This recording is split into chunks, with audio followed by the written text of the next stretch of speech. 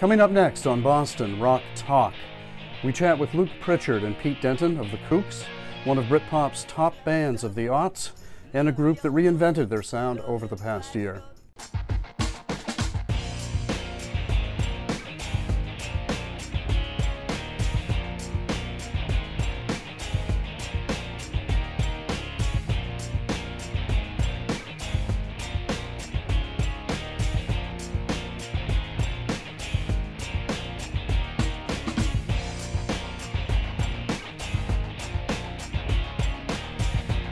I'm Jim Sullivan. I'm here today with the Kooks, or at least two of the Kooks here for the interview portion of the show. Luke Pritchard, the singer, Hello. Over here to my left, you're right.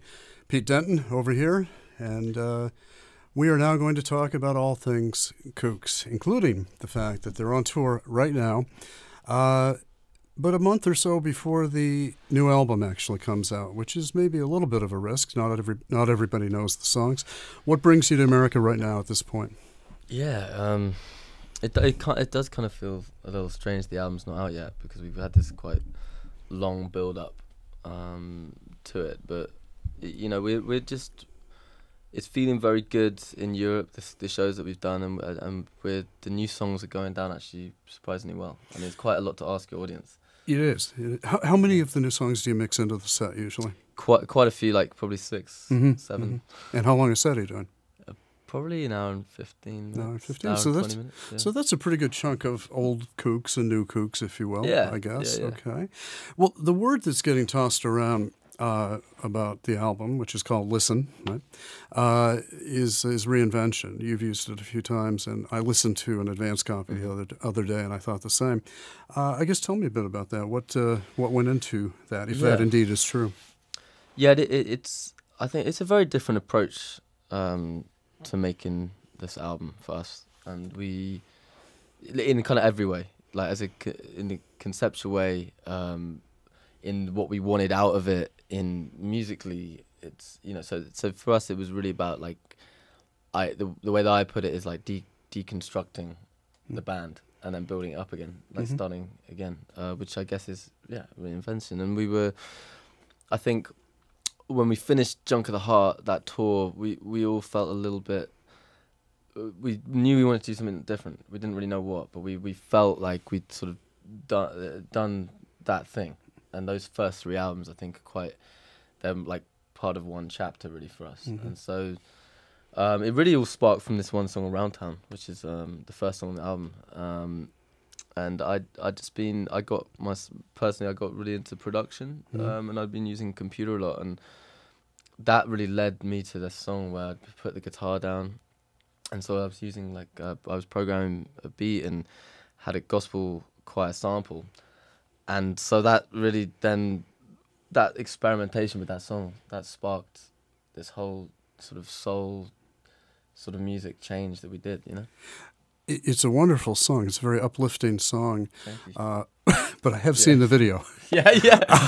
Which runs a little bit contrary to what the song is about, and kind of in a shocking way. Can you tell me about what the video, what went into making the video and why you did that? Well, I think that, you know, we wanted to make, you know, something that was, you know, a short film almost, isn't it? You know, I think, you know, obviously you had the idea of that, but it's pretty shocking, isn't it? I mean, yes, it is. Yes. But it's fantastic. I just kind of want to see another hour of it. You know what I mean? So I don't know. I just, you know, I think we needed to do something different in that sense as well. You know. Can you explain a little bit about what goes on in the video? I mean, there's an assassin. Yeah, I mean, there's go ahead. Who wants to? Mate, go ahead, man. I'm still working it out. Me too, man. Well, yeah, it's basically directly inspired by Tarantino, Luc Besson, those kind of films. So you can imagine it's very brutal, graphic, and it's about a hit woman and a hit man. And there's a story which I wouldn't say. It would be great if people watch it. I think people will find it on Vivo on YouTube. Yeah. But yeah, I think because we knew it was quite a cinematic song, and we kind of couldn't be bothered to wait for a film to use it, so we thought we'll do a film ourselves, and that's kind of the thinking process. And the director Ryan is he's someone that I'd met. He's a friend first, and we had just been talking over a few drinks about doing something together, and had this idea of, you know, rather than doing a music video, you do a film that the music is then put to. So it's kind of shifting the whole idea of a music video. And it was fun for us. Does the song have anything to do with the plot of the video? It does. I mean, what I did actually was I gave Ryan Hope, who directed, I gave him this poem "If" by Rudyard Kipling, which is kind of what inspired the song, like that poem. So I just gave him that and said, run with it, and he did his interpretation. Bloodshed, violence, a shower scene. But there is the song's about karma, and I think there's a loose story about karma, because there's a twist at the end. Yes. We can't spoil the 6-minute video, but anyway, no, it's great actors as well. Fantastic, amazing. Yes, very lucky to get this kind amazing. of it's terrific. It's back to the making of this. I mean, you guys traditionally do take time between albums, and I mean, I know you've had some personnel shifts and things too.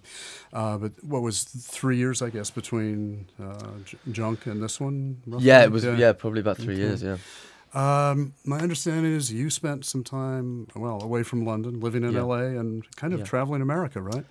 Yeah, that's right. Yeah, we did. We took a bit of time out, and I wanted to write songs. I was in a state where I felt like I'd had a bit of writer's block, and I really wanted to just explore that and try and get rid of that. So I came to the US mainly because I think, you know, all the root of all the music I love is really from here. So I thought, I went to New Orleans, saw that, and went to Nashville and a few other places, and then ended up in LA, where I did write some stuff for the album. Where were the other guys? Back home in England, or doing? Yeah, I mean, like Pete, with the family, and you know. I was, just getting some family time in, you know, which, to be fair, is pretty rare. Needed. Do you know what I mean? Rare, because we went on tour. You know, I've got a little boy, and we kind of on the Junk tour was like, you know, it was like 9 days after he was born, and I was like out of there. Which, you know, to be fair, you got to do, but you know, obviously it'd been good to have maybe a couple more weeks. So it was good, you know. I just spent time with the family, you know, just enjoying that. Were you and the others at all worried that maybe Luke wouldn't come up with anything new, or was it? There was worries about a lot of things, to be honest. You know what I mean? Whether or not he was going to come back. Seriously? Well, yeah, kind of. You know, I mean, to be honest, I mean, you know, we're great friends too. So you know, it wasn't like we were, you know, there was no contact. But I mean, I don't know. I think we all felt that there needed to be a change. So that was, you know, it was a positive thing. Luke going away, whether or not he came back with anything or not. You know, that needed to happen, and he did. So, you know, let me ask you this: it's you guys have gotten obviously a lot of critical praise, and the other you've gotten slagged here and there too. Would anything new, anything that you're doing now, be a reaction to any outside feedback, or would it all be internal? I don't think it's that easy to, you know, disassociate the two things, because I think, you know, even if you know, even if you were to just try to not let stuff around you affect you, you probably wouldn't be able to.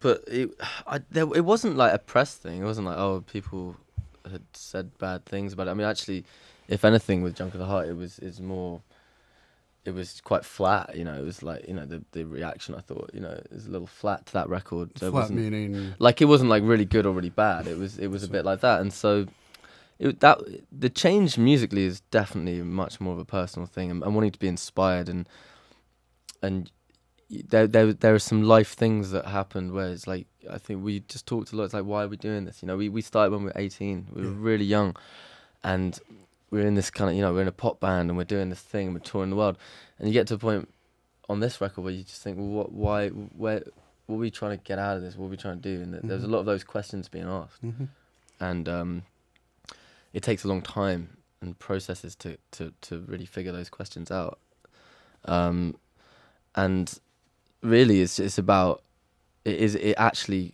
to lead into your question, I think it is about blocking off the outside world, and I think we got into a really cool little bubble on this album, and we weren't listening to modern music, and we were doing our own thing, and we were trying to just really do something that had chemistry together and not let any of the outside influence. And I think especially working with Inflo, who produced the album, he was very important to that process of just not allowing any of the bull to get involved, you know. And like, you know, the business side and the media side really can start to affect what you do.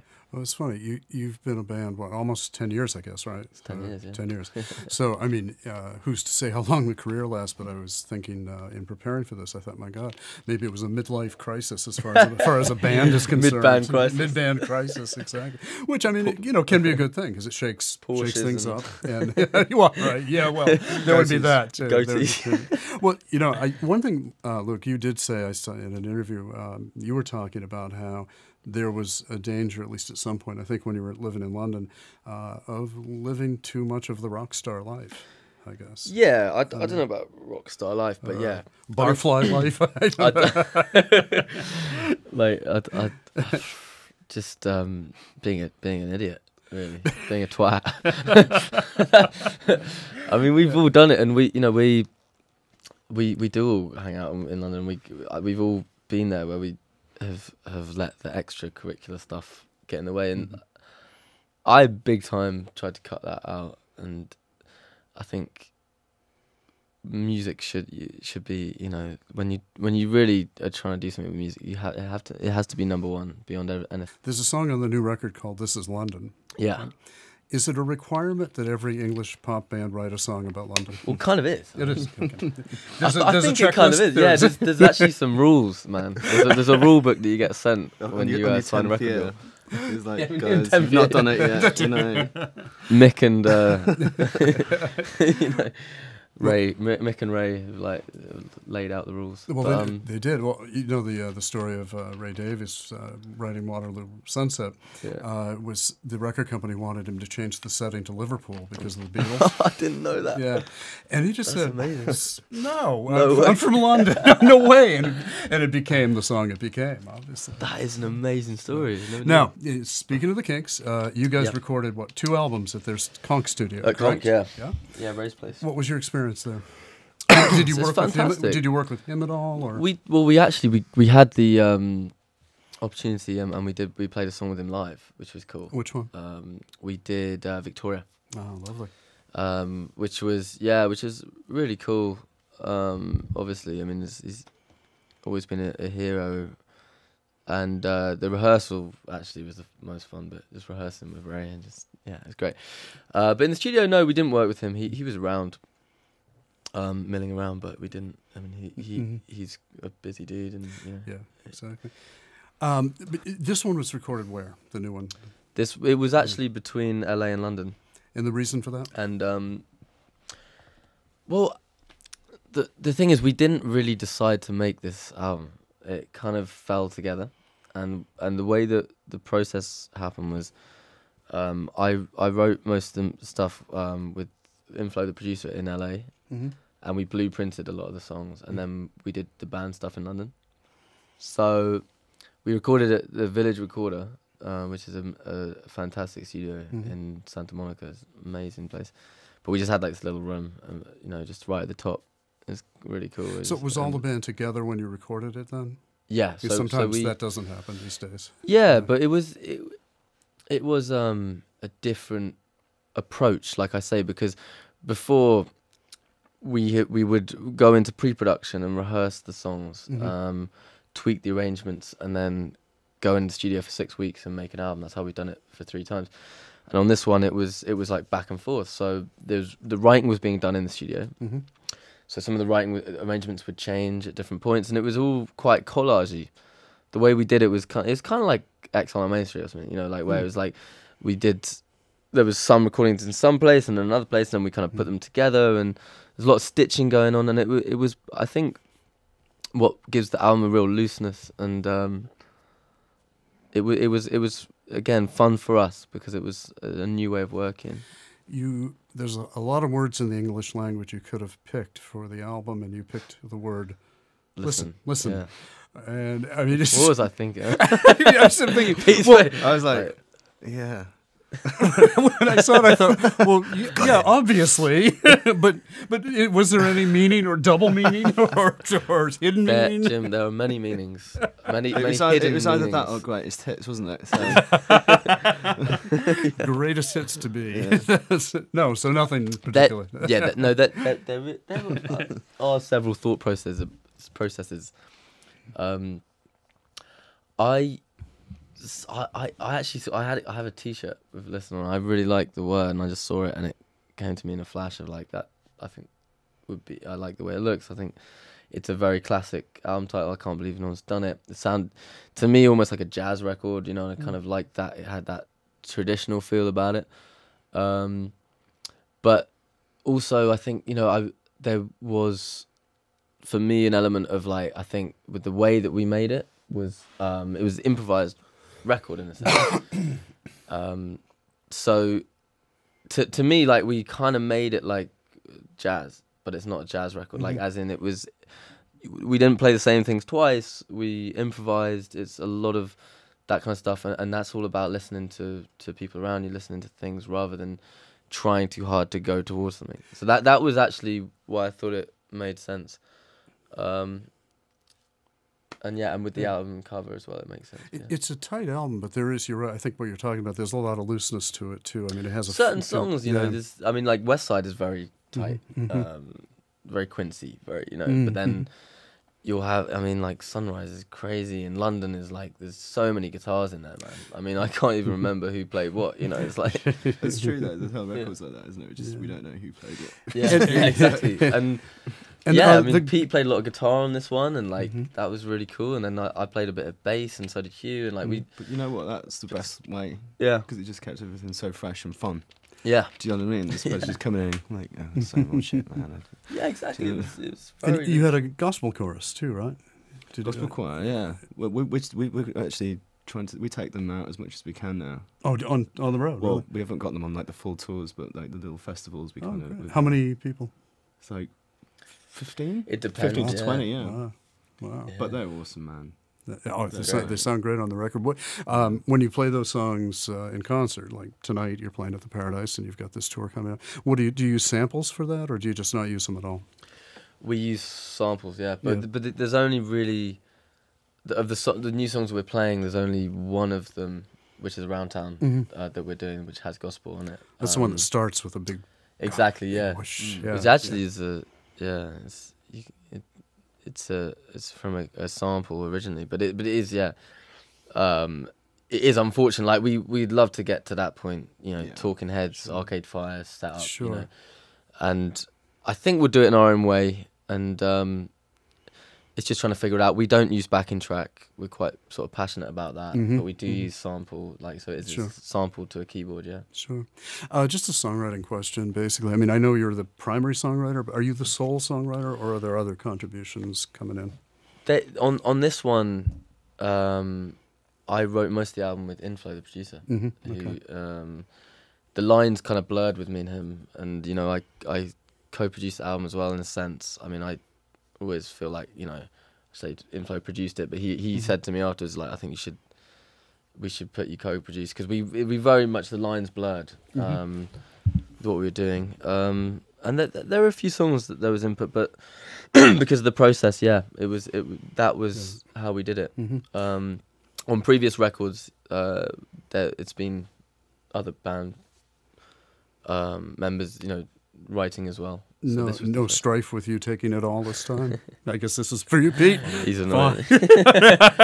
Write some good songs, I'll play them. Do you know what? That was the thing, man. I was just happy to hear good songs being written. Do you know what I mean? So it's like, you know, going away for that long, you know, being away for that long. It's just. It doesn't have to have my name on it. I was just like, mate, I'm happy to play this. Do you know what I mean? Yeah. There was, I mean, if I can just say, because I think. I really had like a real vision for the album, you know, and I think that's where it's great when you have bands where everyone respects that, you know, and I think that's what we had, where it was like, yeah, it was pretty weird to begin with, but it was also the support was there to go, like, you know, I was saying, look, I really feel like this is where I want to go, and everyone supporting that, and then coming into it a bit later. So, and because of the way the band was and we did need some time apart, it just all kind of made sense. I don't think that's always going to be the case, but it was. Yeah. Do you think there's a theme to the album at all? There is to me, which is a kind of some kind of defiance, or like I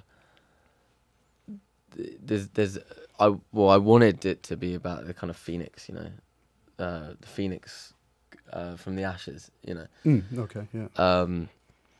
Not necessarily in all the lyrics, but just the feeling of the music. I want it to be very like quite very grand and euphoric, joyous. Good point. Yeah. So in that sense, I think it does have a theme. But the lyrics, every song has a different story. So I don't think it's a concept album in that sense. But musically, I think it does have a theme. It has a real feeling about it. I was going to say, I mean, back maybe in your more pop music taste, if you will, whatever the words said, and of course people tend to get those on third and fourth listens, you just sort of right away get one thing. Whatever the words said, there seemed to be a real feeling of uplift and optimism kind of running through the band. And I guess, is that true? I mean, is that one of the things you guys want to do? Absolutely. I think it was natural. Do you know what I mean? It was going to happen. I think everyone was enjoying playing again. You know? The songs were great. You know, Inflow especially, you know, it was just amazing to be around. You know, he really pulled out the best of you, you know. And it was just quick as well. I think, you know, when you were sat in the studio and you're there for, like you say, for 6 weeks, and, you know, you're there for 20 hours a day or whatever, it's just, you know, it just tears you apart. It's just, there's no soul. And I think we were going in, it was quick. First takes, good tunes. And there was a real energy in the studio, a real vibe, you know. Just. Well, I think I was asking, too, about the previous stuff as well. I mean, just that sense of whatever the lyrics are, there's this optimistic thing. It carries through, I think you're right, but on the three other albums. I don't really know where that is, actually. It's an interesting point. I think we've always wanted to make music that makes you feel good. And I don't really know where that has come from, to be honest. I think. Do you see yourself as offstage as the same kind of person who's on stage or writing? Not at all. Okay. I'm totally miserable most of the time. Open up. I'm your psychiatrist, please. Just whatever you have to share. Oh, you don't want to open that. No, you don't open that wound. Okay. No, I feel like, in a sense, that's the beauty of making records. You get to be someone you're not, and I think I'm not really that miserable. I don't know. I don't think we are. We're when we all go out, we're pretty upbeat guys, but I think we also do use our music to be it often can act as what you want yourself to be rather than what you are. I think that's sometimes what happens. You're projecting that onto your music. You know, it's interesting. I mean, there is a theory about writers, musicians, that they do kind of, you know, hit a peak fairly early, late 20s. I mean, maybe where you are now. I don't believe in that, though. Okay. Because I think that, well, there's so many examples where it doesn't happen, but you've got that's part of what we just did, I think. You have to keep right. The people that don't do it are the ones that stay stagnant. When you look at your Damon Albarns, you know what I mean? Your David Burns, you know, these people who go on and do different things, constantly reinventing themselves, keeping themselves challenged. You know, that's not even just selling records, but that's where, you know, you make good work, I think. And it's definitely possible, but it's hard. I mean, it's like, you know, you're lucky enough to be some of the people that get to tour, and then to be the ones that carry on doing it, and also be doing something that's artistically great. I mean, the odds are pretty, you know, there's a lot you've got to be pretty damn good. You guys are playing Lollapalooza this year too, right? We are. What are your expectations? We're definitely playing that. I don't really know much about it, to be perfectly honest. I don't know that it's meant to be cool when it travels, but I've never been to it. It stopped traveling somewhere in the 90s and rooted itself in Chicago. So, I mean, I've seen a bunch of them, but in our area here in Boston, so I can't really tell you what it's like. Because I know they're all over the world. We're doing one in South America, possibly. Called Lollapalooza? It's called Lollapalooza. Oh, okay. Aren't we? Yeah, I think so. No. I don't know. don't know if I'm even allowed to say that, actually. I just thought Edit, might not even be cut. announced. So Is this live? So we're probably not doing it now. No, nothing to do with South America. That's good. But yeah, but we're, you know, it'd be great. I mean, we actually, on this album, we actually spoke to our agent and said we want to do more US festivals because we haven't done enough. They're always great, and we've done Bonnaroo, and we've done Coachella once years ago, and that was insanely cool. And we just like, yeah, see what we can do. And I know we're doing Outside Lands as well, which is meant to be incredible. And yeah, so hopefully it'll be good for us. This tour primarily, I think, is a smallish club tour. Would that be correct? Yeah, that's right. Okay. And from what I understand, you'll be coming back again to the States, I guess, when the record comes out, right? Oh yeah, And, I mean, if you guys will have us, yeah. I mean, Oh. yeah, we love it out here, man. I mean, we'll definitely be back. So, and I mean, bigger venues then would be the game plan, I would think. Well, yeah, I think that's the idea. Yeah. So depending on Stadium. smaller. No, we want to play a smaller club. But the Tinier record's doing really audiences. well. No. Shoebox, please. Yeah, of course, that's the idea, you know, to come back and see it grow. I think, you know, obviously, we've not been around for a while. New music, you know, you kind of test the water a little bit as well. Yeah. You don't want to be doing 5,000 capacity venues and they're half full. It's not a good look, man. We have to keep doing these double shows, like. Oh yeah, they're really fun. 2 after shows. No. They are quite fun, man. Yeah, I don't know, man. We did 2 nights of the Troubadour in LA. Oh, really? Yeah. But sorry, two shows the same night. Different sets, or is that? We played one different song. I think We were pretty hammered, man, by the second show. Like, I mean, We barely, forgot, didn't we? We could barely stand up. Yeah. So Like to Ian- even do Ian the set, man. Ian McCulloch hammered? Like Ian McCulloch, Oh, hammered. no. I don't Maybe know- not I don't know quite. if it was that bad. Yeah, maybe not quite that. It bad. wasn't ideal. Let's put it that way. It's like Pete said, 2 after shows, man. Well, halfway through the first, we remembered we had another show. God. Oh, no.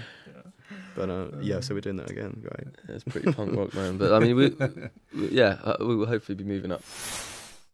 We've got definitely big hopes for the record. I think artistically, I think it's got a lot of merit. I think we believe in it in that sense. But with selling records and stuff, there's so many factors that go into it.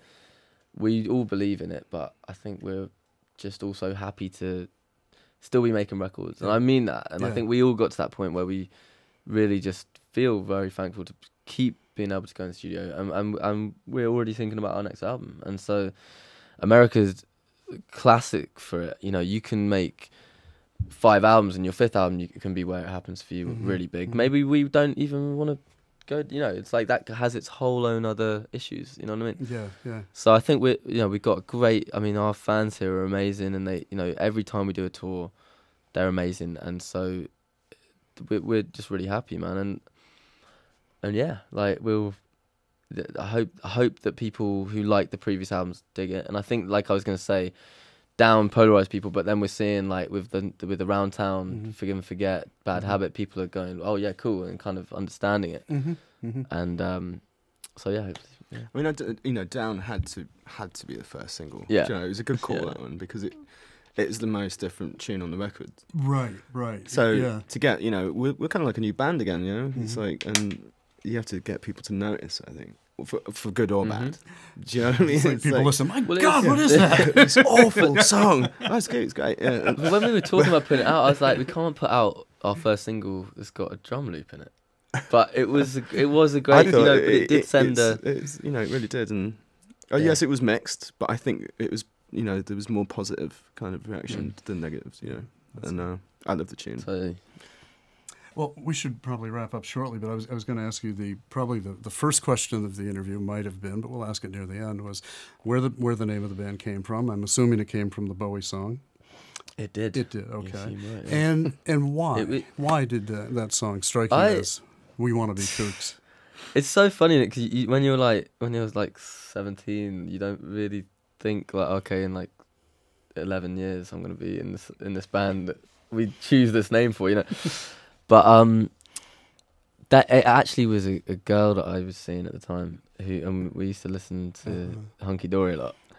It's Isis, you know, Isis, yeah, and Isis, yeah, and she just was like, it'd be a great band name, you should name your band the Kooks. And I was like, That's yeah, I'll tell the guys. And then, like, I told the guys, and everyone was like, I think That's Paul cool, thought cool of story. 8 Goes West was his idea for you know, Ape Goes West. Yeah, that was Paul's idea. I quite like that. But you know how it goes. It's like any band name sounds ridiculous until they become successful, and then they become. Sure. Then it's just like, oh yeah, of course. Have to look around. We have here in Boston the Cars. The Cars. It's like, come on, what a dull name. Great band. Yeah, there you go. See, right. What were you going to say? You had a story. Oh, yeah, I was going to say, there's the famous story of the Arctic Monkeys, the A&R guy who didn't go to see them because he thought the name was so ridiculous and told the label they were terrible. So then they didn't offer on them and dominate. You mean without seeing them? Yeah, like excellent. It's like a classic story. Right. I was pretty sure he's probably out of a job. Yeah, I'd say so. You know what I mean? But it's true though, isn't it? It's like, you know, the name of the Arctic Monkeys is like. But when you're probably The Beatles. 16, Well, I was just the Beatles. It was like, come on, how stupid I mean, is the Beatles? The Rolling Stones is a great name. Yeah. We know that, but the Beatles is, I mean, it's a bad pun. it's all right. It's just silly. Isn't it? Beat. All like it's like Oasis, isn't it? You know, it's like, gosh. I mean, it's a great band, but it's awful. Man. Oasis is actually probably the worst of all time, isn't it? Is. It really is. It makes me think of like those really cheesy like pictures in like Centre Parks. Yeah, it does. You wouldn't know what that is, but no, I don't know. Sorry, I'm giggling just because you are. Go ahead. Centre Parks is like family holiday orienteering. Oh. And it's quite cool. I went when I was a kid. I think you went as well, didn't you? Did you ever go to Centre Parks? I don't think I ever did. No. It's very tacky, but brilliant.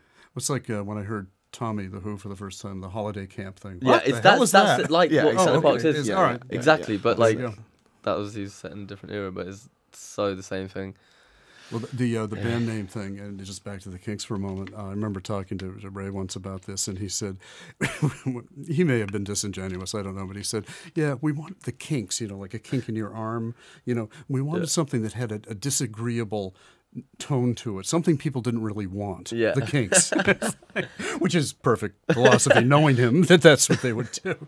Of course, there's the kinky aspect to and it. Kinky music, yeah. And with you, kooky, right? I've seen headlines, all kinds of Kooks headlines out there, right? Yeah. There's all kinds. It's tragic. You made your bed. Now you lie in it. I know.